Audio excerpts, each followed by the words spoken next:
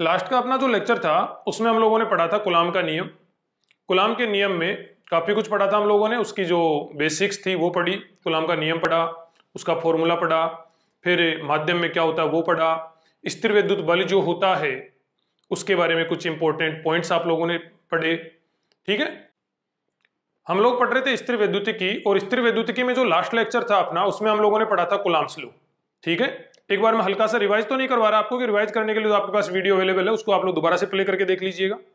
ठीक है, लेकिन ध्यान दीजिएगा, मैं थोड़ा सा बता देता हूं आपको कि कूलाम का नियम पढ़ा था, कूलाम के नियम में नियम पढ़ा, थ्योरी पढ़ी, के की वैल्यू पढ़ी। उसके बाद में पढ़ा कि कूलाम के नियम को जब हम लोग बोर मॉडल में काम में लेते हैं तो वहां पे के गायब क्यों होता है, ये वाला पॉइंट मैंने लास्ट लेक्चर में आपको बताया। इसके बाद में मैंने आपको बताया कि माध्यम में दो आवेशों के बीच में जो लगने वाला बल होता है वो किस टाइप से इफेक्ट होता है, और उसके लिए कुछ बेसिक्स आपको बताई। उसके बाद में नेक्स्ट पॉइंट आपको बताया मैंने यहाँ पर epsilon equal to epsilon not epsilon R वाले इस फॉर्मूले के बारे में बताया, और इस फॉर्मूले में कौन क्या होता है, किसकी वैल्यू कितनी होती है, क्या इनके मात्रक होते हैं, ये पॉइंट मैंने आपको लास्ट लेक्चर में एक्सप्लेन करा था। उसके बाद में बताया मैंने स्थिर विद्युत बल के बारे में कुछ महत्वपूर्ण तथ्य, जो स्थिर विद्युत बल होता है, आवेशों के बीच में लगने वाला बल होता है, उसके बारे में कुछ इंपॉर्टेंट पॉइंट्स हम लोगों ने लास्ट लेक्चर में डिस्कस करे थे। ठीक है, आज का अपना हेडिंग है स्थिर विद्युत बल पर माध्यम का प्रभाव। स्थिर विद्युत बल पर माध्यम का प्रभाव हम लोग यहां पर पढ़ेंगे, और काफी ज्यादा डिटेल में हम लोग पढ़ेंगे भाई। देखो ध्यान दीजिएगा, जैसे ये वाला एक आवेश है Q1 और ये वाला एक आवेश है Q2, बीच की दूरी है यहां पर R, बीच की दूरी यहां पर R है, इनके बीच की दूरी, और इनके बीच में मान लिया कोई माध्यम भरा हुआ है। देखो ये जो दोनों आवेश हैं इनके बीच में कोई माध्यम यहां पर भरा हुआ है, और माध्यम की आपेक्षिक विद्युतशीलता है एप्सिलॉन आर, या फिर यूं कहें कि माध्यम का पराविद्युतांक है एप्सिलॉन आर। लास्ट लेक्चर में बताया था मैंने एप्सिलॉन आर क्या होता है। तो देखो ध्यान दीजिएगा, Q1 हो गया, Q2 हो गया, बीच में एक माध्यम भरा हुआ है, माध्यम का पराविद्युतांक, माध्यम की आपेक्षिक विद्युतशीलता एप्सिलॉन आर है, और इनके बीच की दूरी है स्मॉल आर। ठीक है भाई, यही हम लोगों ने पढ़ा। देखो यहां पर इनके बीच में जो लगने वाला बल होता है उसके लिए फॉर्मूला पढ़ा था हम लोगों ने 1/4 pi epsilon not epsilon R Q1 Q2 upon R square, ये वाला फॉर्मूला हम लोगों ने पढ़ा था।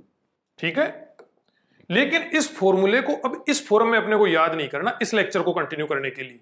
ठीक है, बहुत ही शॉर्ट ट्रिक बताऊंगा अब आपको। देखो इस रूप में इस फॉर्मूले को आपको कंटिन्यू नहीं करना, थोड़ी सी इसकी अलग फॉर्म बनाते हैं। देखो इस फॉर्मूले को हम लोग लिख रहे हैं 1/4 pi epsilon not Q1 Q2 upon root epsilon R small R और इसका होल स्क्वायर, यूं पढ़ेंगे इसको। देखो वही फॉर्मूला, कोई नया फॉर्मूला नहीं है। Q1 Q2 ऐसे कैसे हैं, 4 पाई एप्सिलॉन नॉट ऐसा कैसा ही है, और रूट एप्सिलॉन आर और ये स्मॉल आर और इसका स्क्वायर कर दिया तो ये वाला वापस से बन जाएगा। तो इस फॉर्म में इस फॉर्मूले को अपने को याद करना है। यहां पर देखो इनके बीच की डिस्टेंस थी स्मॉल आर, लेकिन इनके बीच की प्रभावी दूरी ये जो रूट एप्सिलॉन आर है इनटू स्मॉल आर, इसको बोलते हैं इनके बीच की प्रभावी दूरी। देखो दूरी वास्तव में तो वो की वही रहनी है, वास्तव में तो स्मॉल आर दूरी रहनी है, दूरी चेंज थोड़ा ना होगी, माध्यम पढ़ने से दूरी थोड़ा ना चेंज हो सकती है, लेकिन यहां पे टर्म काम में ली जाती है कि root epsilon R into small R, इसको बोलते हैं आवेशों के मध्य की प्रभावी दूरी, प्रभावी दूरी यहां पर बोलते हैं इसको। ठीक है भाई, देखो इसका कैसे यूज होता है ये हम लोग देख रहे हैं। यहां पे एक एग्जांपल देखो,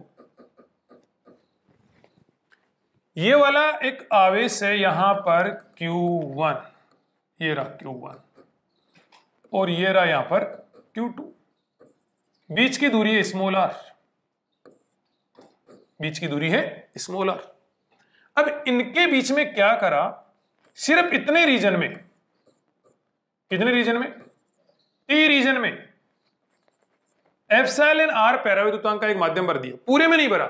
यदि पूरे में भरते तो ये वाला फॉर्मूला आ जाता, ये वाला लिख दो चाहे ये वाला लिख दो, लेकिन अब की बार पूरे में नहीं भरा, क्या करा है, कुछ रीजन में, T मोटाई के रीजन में, इतने में एक एप्सिलॉन आर पराविद्युतांक वाला माध्यम भर दिया। इनके बीच में लगने वाला बल आपसे पूछ रहा है, पहले तो ज्ञात करो प्रभावी दूरी। क्या ज्ञात करो भाई? प्रभावी दूरी। देखो ये वाला वैक्यूम वाली जो है निर्वात वाली, वो कितनी बच जाएगी? पूरी कितनी है? आर, उसमें से टी में माध्यम है, तो निर्वात वाली कितनी बच गई? R minus T. ये तो इतनी बचेगी निर्वात वाली, देखो ये वाली और ये वाली, ये दोनों मिला के बच जाएगी आर माइनस टी। इसमें तो कोई दिक्कत ही नहीं है। फिर देखो ये वाली कितनी बच गई? माध्यम वाली। माध्यम वाली दूरी को कैसे लिखते हैं? Root epsilon R into small R लिखते हैं उस दूरी को, माध्यम वाली दूरी को। तो इसको देखो ये वाली हो जाएगी root epsilon R into T. इसका रियल सॉल्यूशन जो होता है ना विदाउट शॉर्टकट, ये तो मैं जो बता रहा हूं शॉर्टकट है। रियल सॉल्यूशन इसका 2-3 पेज का सॉल्यूशन होता है, इरोडो में दिया हुआ मिलता है ना। तो उसके ज्यादा माथापच्ची करने के बजाय हम लोगों को क्वेश्चन अटेम्प्ट करना है ना। तो देखो ध्यान दिया, टाइम बचाना है। और ये जो मैं मेथड बता रहा हूं सब जगह लगेगा, यूनिवर्सल है, कहीं लगाओ आप लोग, कोई दिक्कत वाली बात नहीं। क्या करोगे? इस माध्यम को छोड़ दो, बाकी जो निर्वात वाली दूरी है वो लिख दो एक बार, तो आर माइनस टी प्लस माध्यम वाली। अब माध्यम वाली हम लोग डायरेक्ट नहीं लिख सकते। माध्यम वाली दूरी को कैसे लिखा जाता है?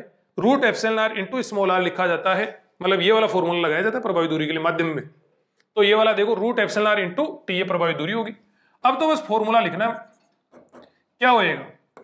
Q1 Q2 1/4 pi epsilon not, ऐसा कैसा आएगा ही आएगा।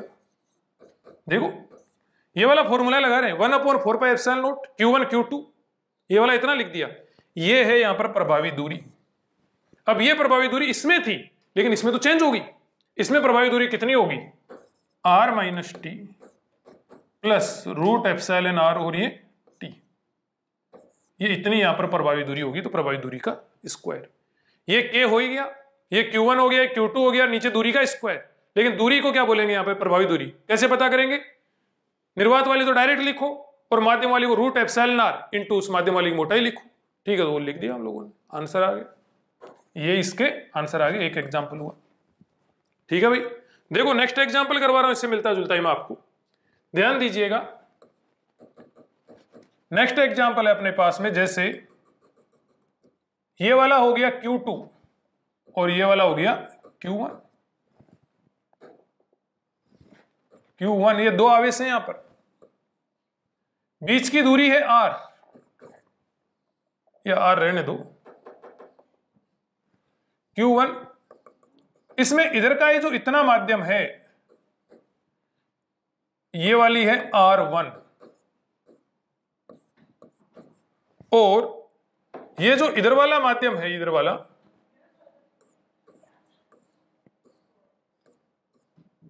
इधर वाले जो माध्यम है ये है R2। मतलब ये R2 में तो एक माध्यम है और R1 में एक माध्यम है। इसका पैराविद्युतांक है एप्सिलॉन R2 और इधर वाले का पैराविद्युतांक है एप्सिलॉन R1। देखो ये अपने सामने सिचुएशन है, ये Q1 हो गया, Q2 हो गया। इधर का माध्यम अलग है जिसका पैराविद्युतांक एप्सिलॉन R1 है, इधर का माध्यम अलग है जिसका पैराविद्युतांक एप्सिलॉन R2 है। ये वाला R1 हो गया और ये वाला R2 हो गया, R1 हो गया, R2 हो गया। शायद आप लोग इसको समझ पाए होंगे। ये वाले R1 में ये वाला माध्यम डिस्ट्रीब्यूटेड है और ये वाले R2 में ये वाला माध्यम यहां पर वितरित है। इनके बीच में लगने वाला बल बताना है। किनके बीच में? आवेशों के बीच में लगने वाला बल आपको बताना है।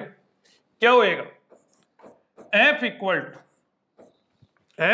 इक्वल टू फॉर्मूला क्या होता है? 1/4 pi epsilon not Q1 Q2 upon प्रभावी दूरी का स्क्वायर, प्रभावी दूरी का स्क्वायर। यही तो पढ़ा हम लोगों ने लास्ट में, देखो आप लोग, प्रभावी दूरी का स्क्वायर, प्रभावी दूरी का स्क्वायर। तो इसमें भी यही वाला होएगा। प्रभावी दूरी पता करो पहले तो, प्रभावी दूरी का फॉर्मूला क्या है? देखो root epsilon R into small R, root epsilon R into small R. Small R क्या है? वो माध्यम की मोटाई या चौड़ाई जो भी है, वो माध्यम जिसमें वो मतलब दूरी जिसमें वो माध्यम भरा हुआ है। तो देखो यहां पर देखो, गौर करो, प्रभावी दूरी इसमें तो कितनी हो जाएगी? Root epsilon R1 into R1, ये वाला R1, रूट एप्सिलॉन R1 इसका पैराविद्युतांक का अंडर रूट इंटू ये वाला R1 प्लस इसकी कितनी हो जाएगी?